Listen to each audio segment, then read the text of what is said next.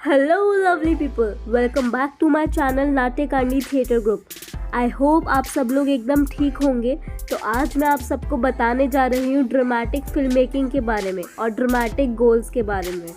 Poetics में Aristotle ने drama में 6 की एलिमेंट्स को देखा, समझा और उसकी पहचान की और फिर प्रिंसिपल्स को सेटल डाउन किया कि डिफरेंट जॉनरास में ड्रामेटिक स्टोरीज को कैसे बताया जाना चाहिए। स्टोरी और कैरेक्टर के बारे में 4th सेंचुरी BCE से एरिस्टोटल की धारणाएं आज भी थिएटर और फिल्म के प्रोड्यूस्ड होने में प्रभावशाली है। एरिस्टोटल के लिए प्लॉट प्राइमरी है, सबसे ज़रूरी है।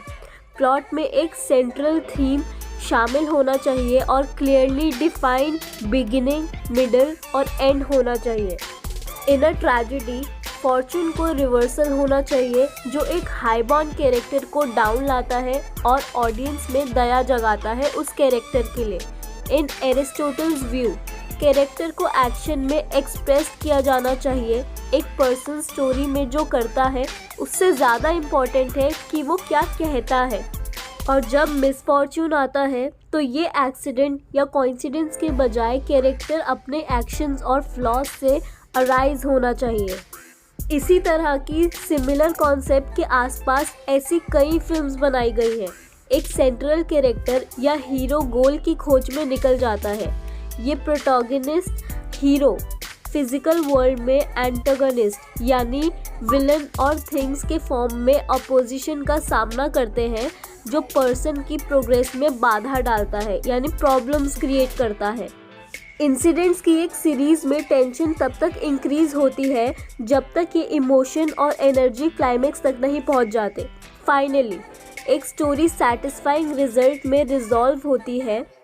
स्टार्ट से एंड तक की जर्नी नैरेटिव आर्क का निर्माण करती है जिसके एंड में कैरेक्टर्स की इमोशन स्टेट और फिजिकल स्टेट में एक इंटरेस्टिंग चेंज होना चाहिए। हम स्ट्रगल को ड्रामेटिक वे में दिखाते हैं और अट्रैक्टिव ड्रामा में कॉन्फ्लिक्ट यानी स्ट्रगल न सिर्फ प्लॉट को बल्कि इंडिविजुअल सीन्स को भी प्रेरित करता है।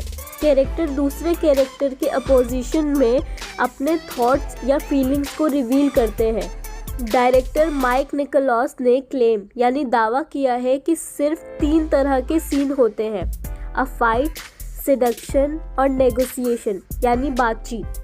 फिल्म को एक इंसाइटिंग इंसिडेंट यानी उकसाने वाली घटना से शुरू होना चाहिए जो प्रोटोगनिस्ट की लाइफ को डिस्टर्ब करती है। एक्शन को मोशन में सेट किया जाता है और लाइफ के बैलेंस को रिस्टोर करने के लिए डिज़ायर को एक कॉन्शियस और अनकॉन्शियस ऑब्जेक्ट की तलाश में प्रोटोगनिस्ट को लॉन्च करती है। एक्शंस कॉम्प्लिकेशंस की एक प्रोग्रेसिव सीरीज के थ्रू आगे बढ़ती है। एक फिल्म के मेजर मूवमेंट्स को एक्ट में डिवाइड किया गया है जिसमें से एक पर्टिकुलर गोल और आइडिया पर फोकस है। हर मूवमेंट का एंड में एक इम्पॉर्टेंट रिवर्सल होता है जो एक स्टोरी को एक नए अनएक्सपेक्टेड डायरेक्शन और प्लॉट पॉइंट्स देता है। जब आप एक फिल्म के लिए एक ड्रामेटिक स्ट्रक्चर को बनाते हैं या बिल्ड करते हैं तो घटनाओं यानी इवेंट्स की क्रॉनिकल सीरीज के बीच के डिफरेंस के बारे में सोचना यूजफुल होता है जिसमें कैरेक्टर्स इन्वॉल्व होते हैं including there history and back story जिसमें से ज़्यादातर को ऑडियंस कभी नहीं देखती, और अपनी फिल्म का एक्चुअल प्लॉट और स्टोरी ये फिक्स करना कि ऑडियंस क्या देखते हैं और क्या जानते हैं और जिस ऑर्डर में वो चीज़ें उन्हें प्रेजेंट की जाती हैं वो ड्रामेटिक और फिल्म मेकर्स के सेंट्रल टास्क में से एक है। फिल्म में एक जनरल कहावत है, दिखाओ बताओ मत, शो डोंट टेल।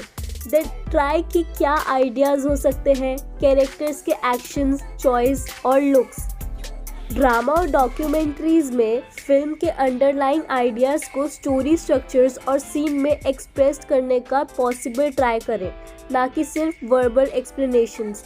ज़्यादातर फिल्म में नहीं तो कई फिल्म में नैरेटिव ड्राइव ज़रूरी है, इसके बिना फिल्म एकदम फ्लैट हो जाएगी। पीछे से नरेशन बहुत ज़्यादा इम्पॉर्टेंट है जिससे कि ऑडियंस का एक ध्यान लगा रहता है। अलग अलग जॉनराज में एक इम्पॉर्टेंट गोल फिल्म का स्ट्रक्चर टाइटली और एनर्जेटिकली वे में रेडी करना है। ये समझना इम्पॉर्टेंट है कि क्यों कुछ फिल्म मेकर्स अपनी फिल्म का स्ट्रक्चर कई अलग अलग तरीके से क्रिएट करते हैं। फिल्म से स्टोरी की कुछ कन्वेंशनल नोशंस यानी पारंपरिक धारणाओं को हटाने की कोशिश कर सकते हैं। अलग अलग तरीके से वो कैरेक्टर, इमेजिनरी, मूड, रिदम या दूसरी क्वालिटीज़ के अलावा या साथ में नरेशन का उच्चारण करना चूज़ कर सकते हैं। Thank you everyone. अगर आप सबको ये वीडियो पसंद आई तो प्लीज़ लाइक, सब्सक्राइब और कमेंट करना ना भूलें और कमेंट में हमें ज़रूर बताएं कि आपको ये वीडियो कैसी लगी ताकि हम लोग आपके लिए और नई नई वीडियोस ला सकें। Thank you.